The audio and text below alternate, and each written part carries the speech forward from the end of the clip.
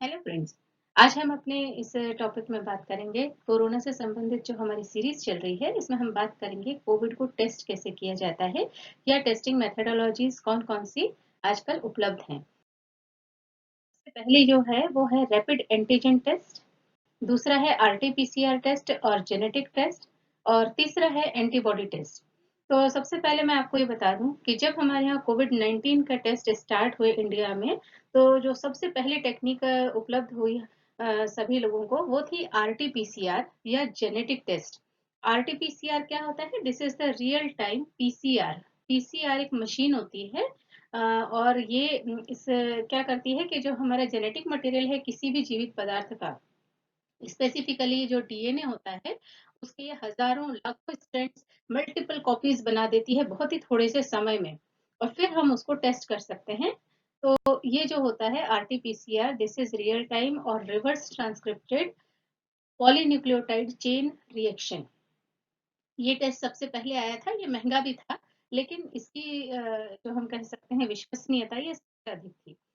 बाद आया antibody test. Antibody test जैसे कि हमने पिछले अपने एपिसोड में इस बारे में चर्चा की थी कि एंटीबॉडीज क्या होती हैं, उससे रिलेटेड ये टेस्ट। और एक रिसेंटली आया rapid antigen test. Rapid antigen test जो था ये ज्यादातर ऐसे इलाकों में जहां कंटेनमेंट जोन थे या जहां बहुत ज्यादा ये फैला हुआ था, वहां मास स्केल पर लोगों का परीक्षण करने के लिए इसका प्रयोग किया गया था। तो आइए अब हम एक एक करके इन सारे टेस्ट के बारे में जान। सबसे पहले तो जानते हैं before going to the antigen test कि एंटीजेंस क्या होते हैं। कोई भी फॉरेन सब्सटेंस या बाहर से कोई भी परजीवी या आक्रमणकारी जो हमारे शरीर में इन्फेक्शन कॉज करने के लिए आता है, और उसके लिए जो हमारे शरीर की प्रतिरोधक क्षमता है वो जब एंटीबॉडीज प्रोड्यूस करती हैं, तो ये जो बाहरी पदार्थ आया हुआ है इनको हम एंटीजेंस कहते हैं। ये बैक्टीरिया, वायरस, कोई पर्टिकुलर मेटल, कुछ भी हो सकता है जो कि इन्वेडर है, हमारे शरीर पर आक्रमण कर रहा है या एंट्री कर रहा है, जो फॉरेन मटेरियल है। रैपिड एंटीजन टेस्ट में क्या किया जाता है कि नजर स्वेब्स लिए जाते हैं। आजकल हमने आपने सभी ने काफी सारे वीडियोस देखे हैं कि जो इसकी टेस्टिंग कोविड की हो रही है।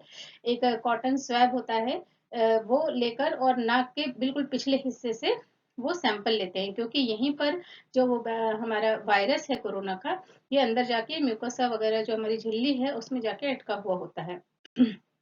तो नेजल स्वेब्स लेने के बाद इनको एक विभिन्न प्रकार के जो केमिकल्स या रिएजेंट्स होते हैं उसके साथ इसे ट्रीट किया जाता है। मीन्स वो जो स्वैब है उसको अच्छे तरीके से हिलाया जाता है, सो दैट जितना भी वायरस पार्टिकल है वो उस पर्टिकुलर रिएजेंट में आ जाए।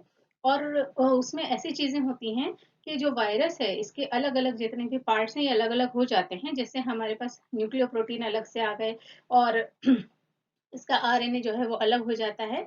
अब इस पर्टिकुलर टेस्ट में हमें जो काम है वो इसके प्रोटीन से है। तो ये जो प्रोटीन्स हैं दीज आर कॉल्ड एंटीजेंस, क्योंकि ये फॉरेन मटेरियल है। तो इन प्रोटीन को हमें टेस्ट करना है कि whether this viral protein is present और not in the nasal swab. तो अब इस स्वेब को, ये जो हमारे पास एक हमने एक पर्टिकुलर उसमें इसको प्रोसेस किया है, तो अब जो हमारा सॉल्यूशन है इसके अंदर इसके प्रोटीन्स आ चुके हैं। इस सैंपल को एक पर्टिकुलर टेस्ट स्ट्रिप होती है उसके ऊपर इसे लोड किया जाता है। और इसमें अलग अलग तरह की लाइंस बनी होती हैं। एक कंट्रोल लाइन होती है, एक टेस्ट लाइन होती है, और एक सैंपल लोड करने के लिए एक जगह एक वेल छोटा सा होता है। तो इसमें कुछ ड्रॉप्स डालने के बाद हम इसे छोड़ देते हैं और ये धीरे धीरे क्या है, ऊपर की तरफ चढ़ता है। इसमें सॉल्यूशन हमें नहीं दिखता है, but after a certain period 15-20 minute में या आधे घंटे में हमें इसके रिजल्ट्स मिल जाते हैं। हमें वेट करना होता है। और यदि हमारी दो लाइंस उसमें पॉजिटिव आती हैं, ऊपर अगर दो लाइनें अगर कलर्ड दिख रही हैं, तो माना जाता है कि ये जो पेशेंट है दिस इज कोरोना पॉजिटिव। अब एक तो हमारी कंट्रोल लाइन होती है टेस्ट लाइन। टेस्ट लाइन में क्या होता है कि वहाँ एंटीबॉडीज रखी जाती हैं, क्योंकि ये एंटीबॉडीज जो वायरस एंटीजन है इसके साथ कंबाइन करके एक पर्टिकुलर कलर वहां पर हमें देती हैं। अगर इसमें हम देखें तो ये कॉन्जुगेट पैड है। यहाँ पर लेटरल फ्लो इम्यूनोएसी एक टेक्निक का नाम है। तो सबसे लेफ्ट में आप देख रहे हैं कि यहाँ पे एक वेल बना हुआ है, यहाँ सैंपल डाला जा रहा है। इस सैंपल में अलग अलग कलर्स जो हैं वो ये शो कर रहे हैं कि इसमें इसके जो है वायरस के अलग अलग जो पार्ट्स हैं वो इसमें मौजूद हैं। अब ये जब इसके साथ रिएक्ट करता है, आगे की तरफ बढ़ता है, तो जैसे हम देख रहे हैं टेस्ट लाइन और कंट्रोल लाइन है। कंट्रोल लाइन शो करने का, वहां पर कलर आने का मतलब ये कि रिएक्शन कंप्लीट हो चुकी है। इन बिटवीन आती है टेस्ट लाइन। ये टेस्ट लाइन भी अगर आपको कलरफुल दिख रही है तो दैट मीन्स इज पॉजिटिव। तो both the lines should be colourful. यहाँ पे आपको इंडिकेशन आ रहा है कि ये पेशेंट जो है ये पॉजिटिव है। अगर सिर्फ एक लाइन कलरफुल आ रही है जो कि हमारी टेस्ट लाइन नहीं होकर जो कंट्रोल लाइन है, अगर कंट्रोल लाइन पॉजिटिव आ रही है, दिस शोज कि आपका जो है प्रोसेस तो कंप्लीट हो गई है, बट इसमें उस वायरस के कोई भी कण नहीं पाए गए हैं, तो द पेशेंट इज नेगेटिव। इसके विपरीत यदि एक भी लाइन नहीं आ रही है और यदि आपकी कंट्रोल लाइन ना आके सिर्फ टेस्ट लाइन आ रही है, तो इसका मतलब है कि ये जो है प्रोसेस ठीक से नहीं हुई है और ये रिजल्ट जो है इनवैलिड है, ये हमारे काम के नहीं है। अब हम देखते हैं कि ये रैपिड एंटीजन टेस्ट है, इसके क्या फीचर्स हैं, मतलब इसमें क्या इसके कुछ अच्छे चीजें हैं और इसमें क्या कमियां हैं। सबसे अच्छी बात है कि ये क्विक रिजल्ट्स देता है, बहुत फास्ट हमें रिजल्ट्स मिल रहे हैं और एक बड़ी तादाद में हम लोगों के ऊपर फास्ट इसका यूज कर सकते हैं, मास स्केल एप्लीकेशन इसका पॉसिबल है। और इसकी जो लागत है वो भी बड़ी कम आती है आरटीपीसीआर से, तो इकोनॉमिकली फिजिबल है ये। बट एक चीज है कि ये लेस सेंसिटिव है, दैट मीन्स इसके जो रिजल्ट्स हैं उस पर हम पूर्णतया इसके ऊपर हम विश्वास नहीं कर सकते हैं कि ये पूर्ण रूप से सही है। Again we have to go for the RTPCR अगर हम ये टेस्ट करते भी हैं तो। दूसरा हमारा टेस्ट है आरटीपीसीआर, जैसा हमने पहले भी बात की कि this is the real time polynucleotide chain reaction और reverse transcripted polynucleotide chain reaction. ये अपने आप में एक लंबी प्रक्रिया है जिसके लिए मुझे पूरा एक अलग से एक एपिसोड बनाना होगा। बट बिफोर हम इस पूरी प्रणाली में नहीं जाते हुए सिंपल ये समझ लें कि हमें एक डीएनए का स्ट्रैंड चाहिए होता है जिससे बहुत सारी मल्टीपल कॉपीज, बड़ी तादाद में उसके स्ट्रैंड्स बन जाएं जिसको हम सैंपल के तौर पे यूज कर सकें और ये देख सकें कि उसमें पर्टिकुलर इसका जो हमारा वायरस है कोरोना वायरस उसका आरएनए मौजूद है या नहीं। क्योंकि हमें मालूम है कि जो कोरोना वायरस है इसका जेनेटिक मटेरियल डीएनए ना होकर आरएनए होता है। तो सबसे पहले तो क्या करना होता है कि जो आरएनए है उसको हमें कॉम्प्लीमेंट्री डीएनए में चेंज करना होता है कुछ एंजाइम्स की मदद से, एंड देन उसके बाद उसमें फ्लोरोसेंस प्रोब लगाया जाता है। दैट मीन्स एक आप ये समझ लें कि एक हरे रंग का एक मॉलिक्यूल होता है जो अदरवाइज फ्लोरेसेंट नहीं होता है, बट ये जैसे ही डबल स्टैंडर्ड डीएनए के संपर्क में आता है ये ग्रीन फ्लोरेसेंस देता है। तो जब हम इस पर्टिकुलर मशीन में अगेन इसमें जो सैंपल लेना है हमको वो नेजल स्वेब्स ही हैं जैसे हमने एंटीजन टेस्ट में लिया है। तो ये नेजल स्वेब्स लिए जाते हैं, अलग अलग प्रक्रियाओं की मदद से इसमें से वायरल आरएनए एक्सट्रैक्ट किया जाता है, अलग किया जाता है, बाकी सारी चीजें हटा दी जाती हैं। फिर इस आरएनए को हम एक एंजाइम की मदद से कॉम्प्लीमेंट्री सी डीएनए में इसको बदलते हैं और इस प्रक्रिया को रिवर्स ट्रांसक्रिप्शन कहा जाता है। क्योंकि जनरली ये होता है कि जो नॉर्मल हमारी जैविक पदार्थों में क्रियाएं होती हैं जीवित प्राणियों में नेचुरली उसमें डीएनए से आरएनए बनता है, that is called transcription. But यहाँ पे क्योंकि हम उल्टा काम कर रहे हैं, आरएनए से डीएनए बना रहे हैं, इसलिए इसे हम रिवर्स ट्रांसक्रिप्शन, उल्टा ट्रांसक्रिप्शन कहते हैं।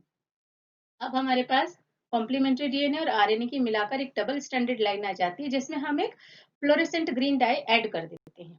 ये इससे जुड़ जाता है और इससे ग्रीन कलर प्रदान करता है। लेकिन अगर हमारे पास इस डीएनए की मात्रा बहुत कम है, संख्या बहुत कम है, तो जो फ्लोरेसेंस लाइट हमें दिखेगी हमारे मॉनिटर पे ये बहुत ही कम दिखेगी। अब हम जब पीसीआर मशीन में इसको एम्पलीफाइड कर लेते हैं इस पर्टिकुलर डबल स्टैंडर्ड डीएनए को, जितनी ज्यादा इस डीएनए की मात्रा बढ़ती चली जाएगी उतनी ही ज्यादा जो फ्लोरेसेंस लाइट, ग्रीन लाइट हमारे मॉनिटर पे दिख रही है वो ज्यादा होती जाएगी। तो एक पर्टिकुलर टाइम के लिए इसके साइकिल्स चलाए जाते हैं पीसीआर मशीन के। अगर वायरल आरएनए उसमें मौजूद है तब तो वो मल्टीप्लाई होगा और हमें ग्रीन फ्लोरेसेंस देगा। अगर आरएनए मौजूद ही नहीं है उस वायरस का तो ना तो वो अपने जैसा डीएनए बना पाएगा ना ही वो ग्रीन फ्लोरेसेंस वहां पे हमें दिखाई देगा। तो इस पर्टिकुलर टेक्निक में यह है कि एक दिन कम से कम एक दिन का समय इसमें लग जाता है, पर ये आज से ज्यादा मीन्स कहना चाहिए जो हमारी आईसीएमआर है, Indian council of medical research, उसके द्वारा ये गोल्डन टेस्ट कहा गया है और सबसे ज्यादा रिलायबल है। इस पर्टिकुलर इसमें आप देख सकते हैं कि इसका एक चित्रात्मक हमने इसमें निरूपण किया गया है, आईटीडी एक कंपनी है उनकी तरफ से इन्होंने दिया है कि किस तरीके से ये चीज काम करती है। इसके फीचर्स ये हैं कि this is the most recommended test by ICMR and also known as golden test. आज भी सबसे दी बेस्ट जो है हमारा टेस्ट यही है जो मोस्ट रिलायबल है, but it is somewhat costly और इसमें थोड़ा समय लग जाता है, जैसे एक दिन का कम से कम। और इसमें हमें बहुत ही स्किल्ड टेक्नीशियंस और माइक्रोबायोलॉजिस्ट बायोटेक्नोलॉजिस्ट की जरूरत पड़ती है, जबकि जो हमारे दूसरे टेस्ट हैं वो इतने सिंपल हैं कि एक आम आदमी भी अपने घर में कर सकता है। अब हमारा थर्ड टेस्ट है एंटीबॉडी टेस्ट। तो एंटीबॉडीज क्या होती हैं? जब हमारे शरीर में किसी भी फॉरेन पार्टिकल का या फॉरेन बॉडी का हमला या अटैक होता है तो हमारा इम्यून सिस्टम उसके विरोध में या उसे कैप्चर करने के लिए, उसे नष्ट करने के लिए बहुत सारी एंटीबॉडीज उत्पन्न करता है। और ये 5 प्रकार की होती हैं। IgG that is immunoglobulin, IgG, IgE, IgD, IgM and IgA, इन्हीं के ऊपर बेस्ड है हमारा एंटीबॉडी टेस्ट। इसमें क्या होता है, अभी तक हमने देखा पिछले 2 टेस्ट में तो नेजल स्वेब्स लिए जा रहे थे, मतलब नाक के पिछले हिस्से से हमने कॉटन स्वेब से सैंपल ले लिया था सिंपल। एंटीबॉडी टेस्ट में ब्लड लिया जाता है। ब्लड के, क्योंकि जो एंटीबॉडीज हैं they are present in the blood, serum plasma में होती हैं बेसिकली वो, और ब्लड का ही एक पार्ट होता है प्लाज्मा। तो हम एक ड्रॉप ब्लड की लेते हैं और इसमें जो आजकल टेस्ट किए जा रहे हैं वो आईजीजी और एक टोटल किया जा रहा है। पहले हम ये जान लें कि आईजीजी और आईजीएम ये जो 2 हमारी एंटीबॉडीज हैं ये इसमें मुख्य भूमिका निभाती हैं इसको बताने के लिए कि वेदर द पर्सन और द पेशेंट इज कंटेजियस, क्या उसके अंदर वायरस मौजूद है या वायरस आके जा चुका है। तो जो आईजीएम एंटीबॉडीज हैं वो इन्फेक्शन के 3-4 दिन बाद से तुरंत बन जाती हैं, 7-8 दिन तक भी ये मौजूद रह सकती हैं। तो ये पहले बन जाती हैं लेकिन ये तब तक रहती हैं, तब इनकी प्रेजेंस जो है हमारे ब्लड सैंपल में ये शो करती है that the virus is there and you are contagious, आप इन्फेक्शन पैदा कर सकते हैं दूसरों को। अब अगर हम दूसरी ओर देखें, आईजीजी, ये जो पर्टिकुलर एंटीबॉडीज तब बनती हैं जब हमारी बॉडी में इन्फेक्शन होके खत्म हो जाता है और ये लंबे समय तक बनी रह सकती हैं।